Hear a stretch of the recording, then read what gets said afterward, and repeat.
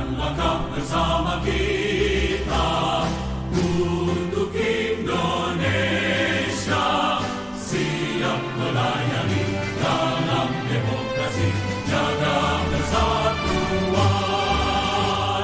berdasar Pancasila, Undang-Undang Dasar 45, berpadulah keragaman, bangun bersama-bangsa, kobarkan semangat bangun negeri, bersama kita berkarya di pemerintahan dalam negeri Republik Indonesia. Aparatur sipil negara memiliki 3 fungsi sebagai pelaksana kebijakan publik, pelayan publik, dan perekat pemersatu bangsa. Dalam pelaksanaan 3 fungsi tersebut, ASN dituntut untuk berintegritas agar terwujud penyelenggaraan pelayanan publik yang berkualitas serta bersih dari korupsi, kolusi, dan nepotisme. Nah, bagaimana cara menumbuhkan nilai-nilai integritas dalam organisasi publik? Saksikan dalam podcast seri ketiga, Pusat Pengembangan Sumber Daya Manusia Kementerian Dalam Negeri Regional Yogyakarta. Selamat menyaksikan.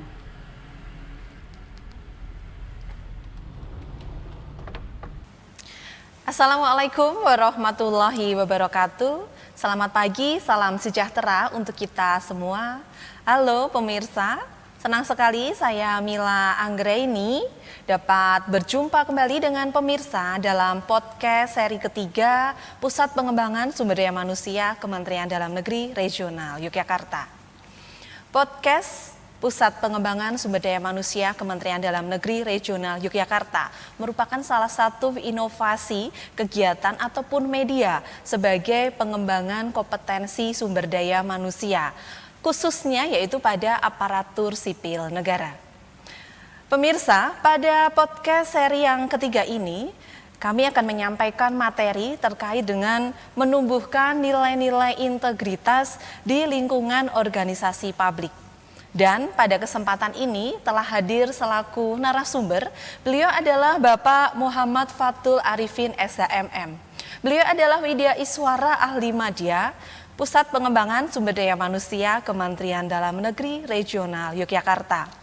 Selain itu, beliau adalah penyuluh anti korupsi serta asesor kompetensi Lembaga Sertifikasi Profesi Komisi Pemberantasan Korupsi Republik Indonesia.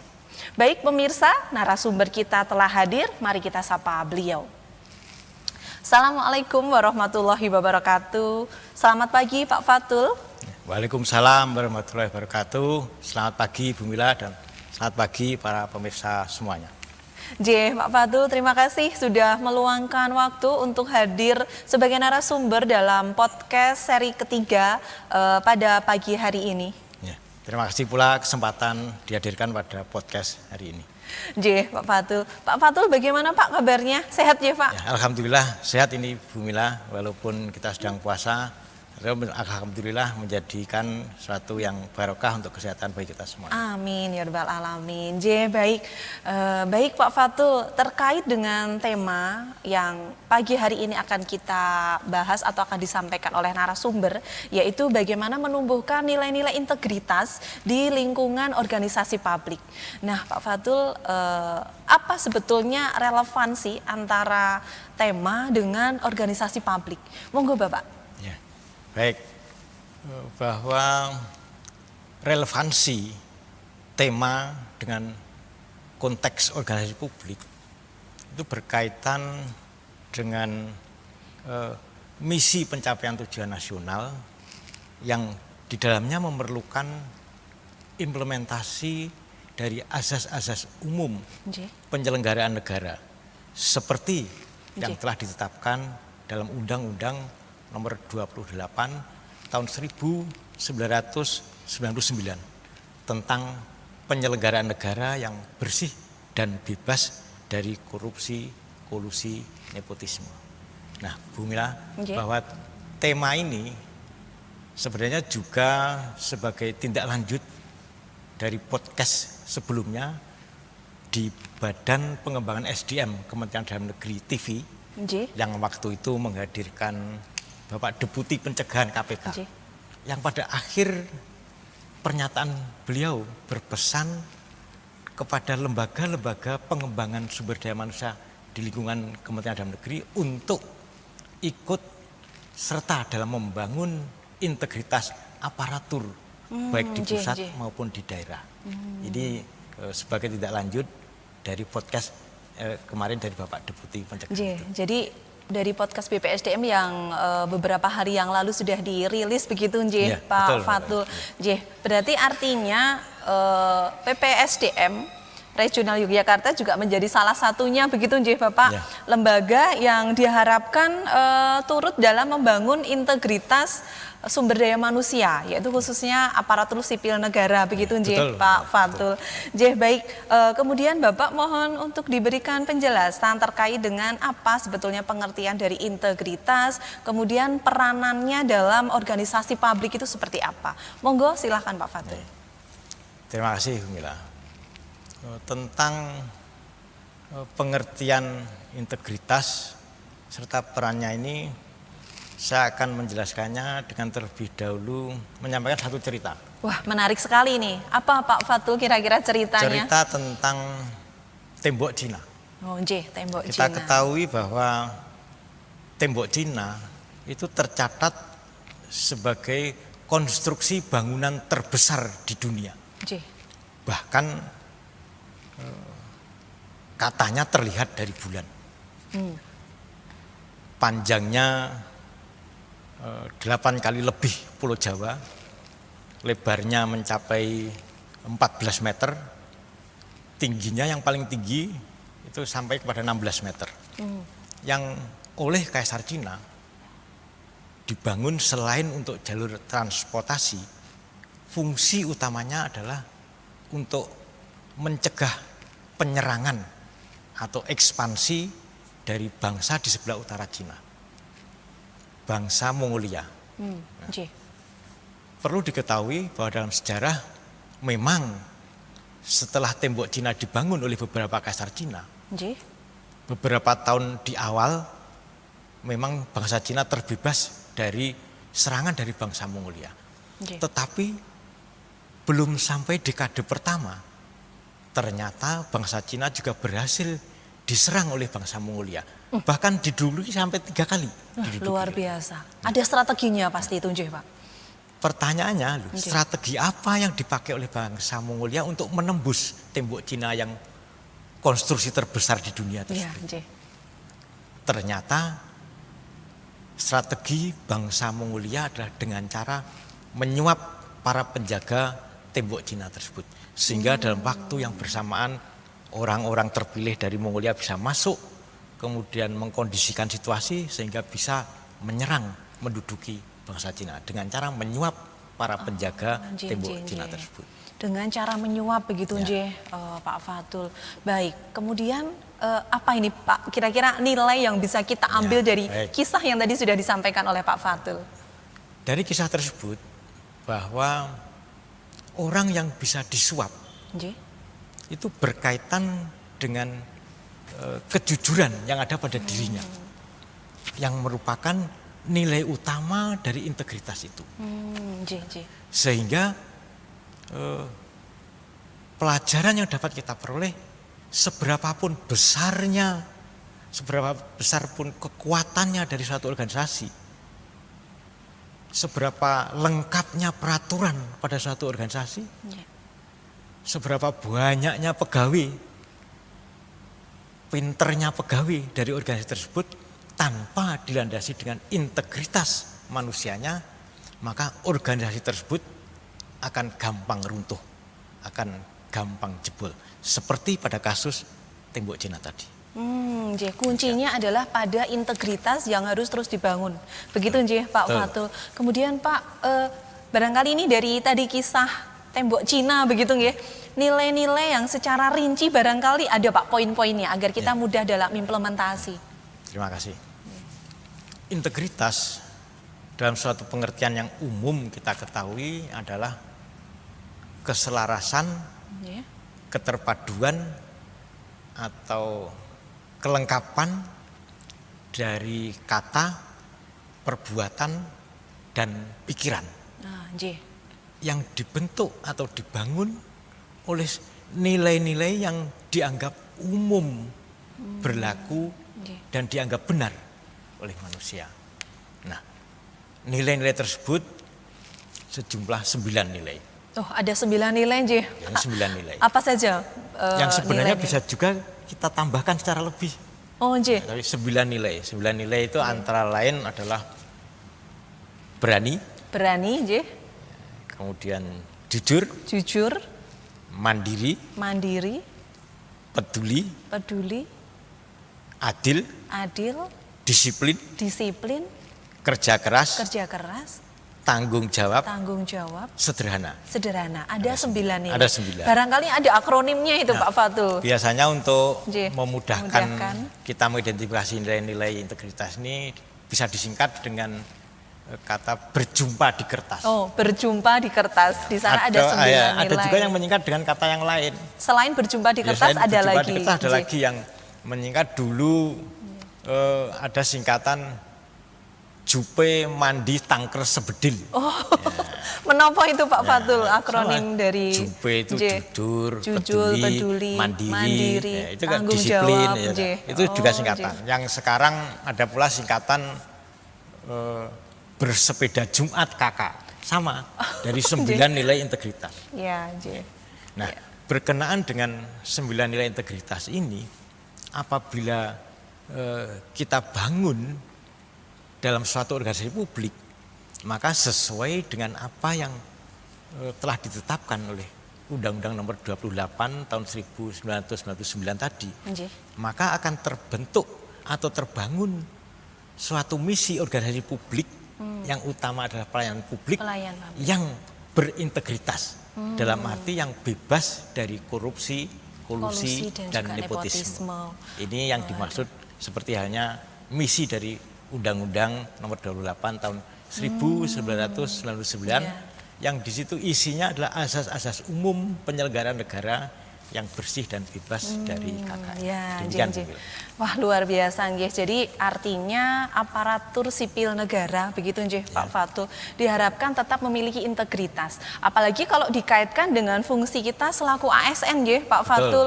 ASN sebagai pelaksana kebijakan publik, kemudian pelayan publik dan juga perekat pemersatu bangsa. Nah, artinya ASN dalam memberikan pelayanan publik maupun pelaksana kebijakan publik tentu saja diharapkan memiliki integritas, yaitu bagaimana adanya kesesuaian antara apa yang difikirkan, kemudian apa yang diucapkan dan bagaimana dia mampu untuk bertindak. Ada keselarasan begitu nggih Betul, Pak Fatul. ada keselarasan. Nah, tentu saja dalam pelaksanaan fungsi itu nanti harus sesuai dengan peraturan yang berlaku. Kurang lebih seperti itu nggih Benar sekali. Pak Fatul. Baik, selanjutnya kalau tadi sudah disampaikan terkait dengan perannya begitu, kemudian bagaimana ini Pak caranya untuk membangun integritas tersebut? Monggo silahkan Pak Fatul. Baik. Berbicara tentang cara membangun nilai integritas pada diri seseorang, dalam hal ini adalah SDM aparatur di organisasi publik, Nggih. harus kita kembalikan pada dasar prinsip bahwa manusia itu pada dasarnya adalah orang yang lurus. Nggih. Sehingga cara membangun nilai-nilai integritas ini lebih bersifat untuk menginspirasi atau menyadarkan kembali atau memantik dari integritas yang sebenarnya sudah dimiliki oleh manusia itu sendiri. Nah, kita bisa melakukan dengan 4 cara. Ada dalam 4 cara membangun- nggih ya, Pak dalam Fatul. membangun Nggih. nilai-nilai atau semangat integritas Integritas. tersebut. Yang pertama, yang paling awal itu adalah dengan penanaman nilai-nilai integritas yang 9 tadi. Nggih.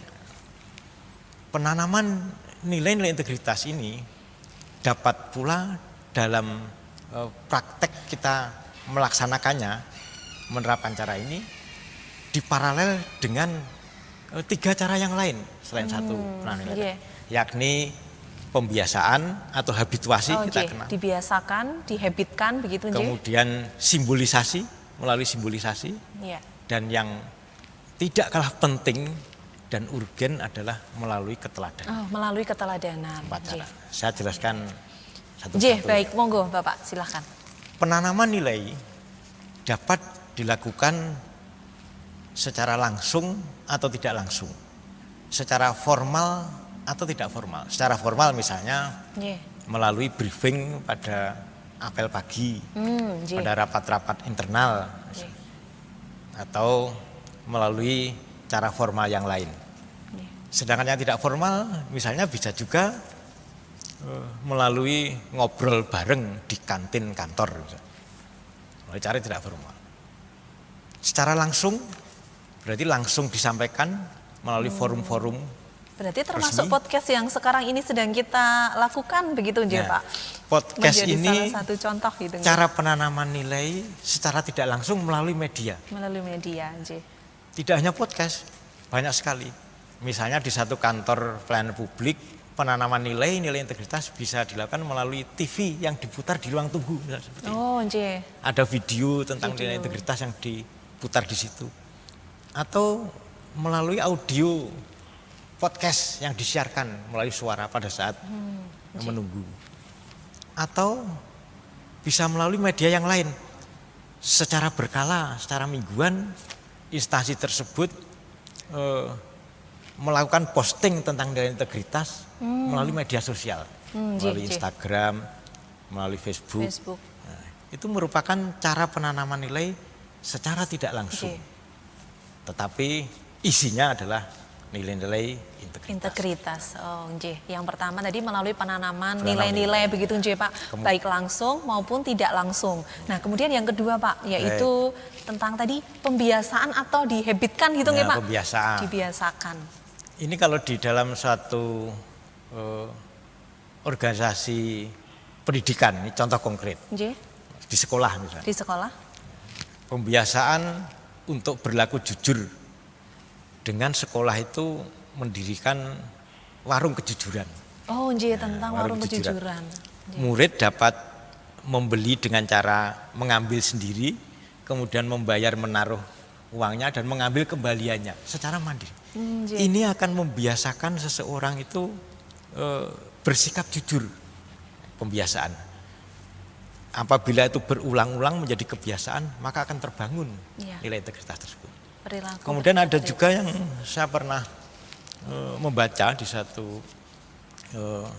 surat kabar itu, sekolah yang menerapkan muridnya itu membawa kantong plastik 2 buah untuk Kantong plastik 2 buah. mengumpulkan sampah. Oh, Sampah nggih, organik nggih. dan sampah non-organik. Non-organik. Ini adalah pembiasaan sikap peduli. Merupakan salah satu pilar dari nilai integritas tersebut. Oh, Ini nggih. kebiasaan. Iya. Di kantor sangat nyata misalnya dengan cara membiasakan bersikap disiplin melalui alat fingerprint.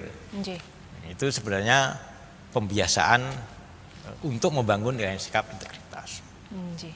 Kemudian cara Dari yang sisi nggih. Yang ketiga, Pak, tadi yaitu simbolisasi. Simbolisasi nggih. Ini banyak dilakukan. Yang biasanya paralel pula dengan penanaman nilai. Misalnya melalui kata-kata motivasi yang diposting melalui media sosial. Kemudian melalui pin, seperti yang kita kenal. Ini sebenarnya bagian dari Nggih, simbolisasi. simbolisasi. Kita mengenakan simbol-simbol. Nggih. Yang di situ adalah untuk membangun nilai-nilai integritas. Integritas. Kemudian kita mengenal ada logo apa itu? Ada double, triple L, ada logo. Nggih. Atau logo berani jujur hebat. Wah, nggih. Itu sebenarnya simbolisasi untuk membangun nilai-nilai integritas. Membangunkan nilai-nilai integritas. Betul. Wah, luar Kemudian biasa, kita nggih. mengenal yang baru ini adalah berakhlak. Core value Iya, berakhlak. seperti nggih. ini merupakan simbolisasi untuk membangun Iya. nilai integritas sama ini. Seperti ini di sosialisasi melalui Nggih. lembaga-lembaga atau melalui mass media semacam Iya, ini. harapannya semakin sering ditayangkan, Akan kemudian akan terbiasa menanamkan nggih, nilai-nilai integritas tertanam dan kemudian perilakunya juga diharapkan nanti akan menjadi Betul, berintegritas begitu nggih. betul. Nah, yang terakhir Pak tadi disampaikan juga ada pendekatan melalui keteladanan Ya. leres nggih. Seperti apa menika Pak Fatul? Keteladanan ini bisa dikatakan merupakan cara penanaman integritas untuk membangun nilai-nilai sikap dan semangat integritas yang paling efektif. Karena keteladanan ini dapat dilihat dan diamati secara langsung oleh orang lain untuk ditiru. Nggih, nggih, nggih. Dan keteladanan ini dilakukan oleh orang lain yang dianggap lebih paham, lebih mengetahui. Sehingga keteladanan ini kami hanya dapat memberikan satu pengertian dengan berpesan. Marilah kita yang menjadi pemimpin di semua level, di keluarga, di kantor, di masyarakat, di pemerintahan apalagi, organisasi publik. Maka tunjukkanlah sikap-sikap integritas itu dalam perkataan, perbuatan secara langsung dalam kehidupan sehari-hari. Sehingga orang lain dapat melihat bahwa itulah integritas. Dan kemudian nanti akan menjadi bagian dari sikap kita untuk membangun, meniru nilai integritas tersebut. Demikian. Luar biasa sekali pemirsa. Telah disampaikan beberapa hal tadi oleh beliau Pak Fatul selaku penyuluh anti korupsi begitu, bahwa ada 4 cara begitu nggih, bagaimana agar kita mampu untuk membangun integritas gitu.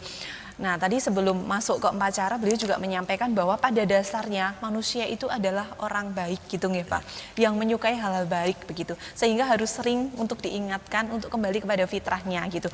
Nah, tadi ada 4 nilai atau cara yang sudah disampaikan beliau, yaitu melalui penanaman nilai, baik itu langsung maupun tidak langsung, kemudian melalui pembiasaan atau habituasi begitu, dan juga disampaikan melalui simbol-simbol, dan yang terakhir adalah penting sekali bagaimana para pemimpin kita itu mampu menjadi sosok teladan begitu nggih Pak, karena harapannya apa yang dilakukan oleh para pemimpin tersebut mampu membangkitkan integritas kita, karena beliau tentu saja dianggap sebagai teladan begitu, sehingga harus memberikan keteladanan yang baik. Nggih, baik, luar biasa sekali. Pak Fatul, sebelum diakhiri mohon Pak Fatul bisa berkenan untuk memberikan closing statement begitu Pak. Baik.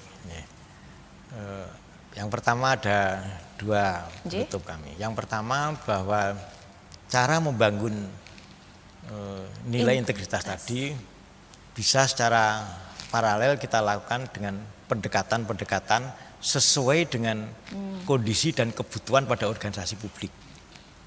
Bisa melalui pendekatan kultural, yakni untuk membangun secara internal dari dalam diri sehingga dapat membudaya. Kemudian melalui pendekatan edukatif, melalui proses pembelajaran baik secara formal maupun tidak formal. Juga bisa dilakukan dengan pendekatan yang disebut struktural, pendekatan sistem. Struktural. Ya, kita sebut pada sistem.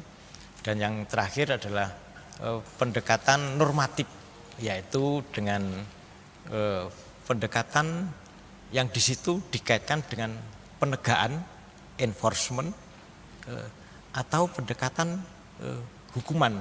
Biasa kita menyebut hadiah dan hukuman. Oh iya, hadiah dan hukuman. Itu adalah gitu. pendekatan yang bisa kita lakukan secara bersama. Ini kalau boleh saya sampaikan, Nggih, Mila, monggo Pak Fatul. ini berkaitan pula dengan tadi disinggung Nggih. tentang penyuluh anti korupsi. Nggih, penyuluh anti korupsi. Menarik sekali Pak Fatul terkait dengan disinggung penyuluh tadi. anti korupsi. Bahwa cara membangun dan pendekatan ini Nggih. terkait dengan misi integritas Nggih.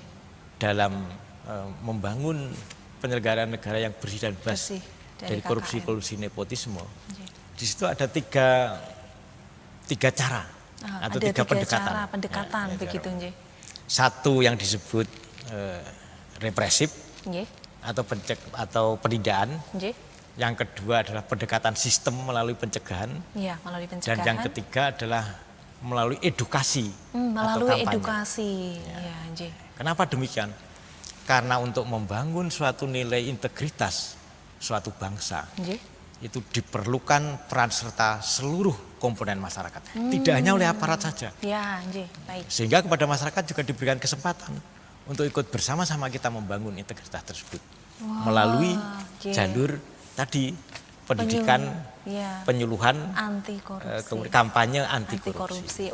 Berarti artinya masyarakat kita juga bisa berpartisipasi begitu Pak, sangat mengambil peran bagaimana sangat agar bisa dan diharapkan malah justru Pak. Nah, pertanyaannya Pak, barangkali ini pemirsa ada yang berminat begitu, bagaimana caranya untuk menjadi penyuluh anti korupsi Pak Fatul? Ini seperti Bu Mila ini kan Widya Suara. Sehari-harinya sudah terbiasa menyampaikan satu nilai-nilai integritas kepada peserta. Atau seorang guru sudah biasa mengajarkan melalui mata pelajaran. Bisa menjadi penyuluh anti korupsi melalui jalur yang disebut jalur pengalaman. Melalui jalur pengalaman, Kemudian ada juga yang bisa menjadi penyuluh anti korupsi melalui jalur diklat. Melalui diklat, baik diklat online atau offline yang diselenggarakan oleh KPK. Bisa juga melalui jalur mata kuliah. Ini bagi adik-adik mahasiswa. Bisa juga menjadi penyuluh anti korupsi. Yang diharapkan seluruh komponen masyarakat, siapapun juga, dia dapat memberi kontribusi untuk membangun nilai sikap integritas anti korupsi. Secara detail nanti bisa berhubungan dengan KPK melalui ada laman yang bisa diakses. Di situ ada pusat edukasi anti korupsi. Baik. Demikian Bu Mila. Kemudian satu statement kami yang kiranya perlu menjadi perhatian kita bersama, yakni bahwa janganlah kita membenarkan yang biasa dilakukan tapi tidak benar. Tapi biasakanlah kita berlaku yang benar. Demikian. Nah, luar biasa pemirsa. Closing statement yang cukup menarik dari beliau Pak Fatul bahwa kita jangan membenarkan yang biasa. Karena belum tentu itu menjadi hal yang benar. Tetapi marilah kita biasakan untuk melakukan hal-hal yang benar begitu Pak Fatul. Tetapi mohon maaf akhirnya waktu jugalah yang membatasi sehingga barangkali nanti Pak Fatul berkenan Pak untuk hadir kembali di podcast kami barangkali dengan tema-tema yang masih terkait begitu, masih relevan. Nanti terima kasih pada kesempatan lain kami siap hadir untuk melanjutkan dari apa dan yang menjadi tema kita pada hari ini. Luar biasa. Terima kasih Pak Fatul. Sama-sama. Sudah berkenan hadir. Insya Allah nanti kita dapat berjumpa kembali. Sama-sama. Baik pemirsa, dengan demikian podcast seri yang ketiga Pusat Pengembangan Sumber Daya Manusia Kementerian Dalam Negeri Regional Yogyakarta secara resmi telah selesai. Saya akhiri, mari berintegritas, selaraskan pikiran, ucapan, dan tindakan. Jangan lupa berjumpa di kertas. Saya Mila Anggraini, izin undur diri, sampai berjumpa pada podcast seri selanjutnya. Wassalamualaikum warahmatullahi wabarakatuh. Selamat pagi, sampai jumpa pemirsa. Terima kasih.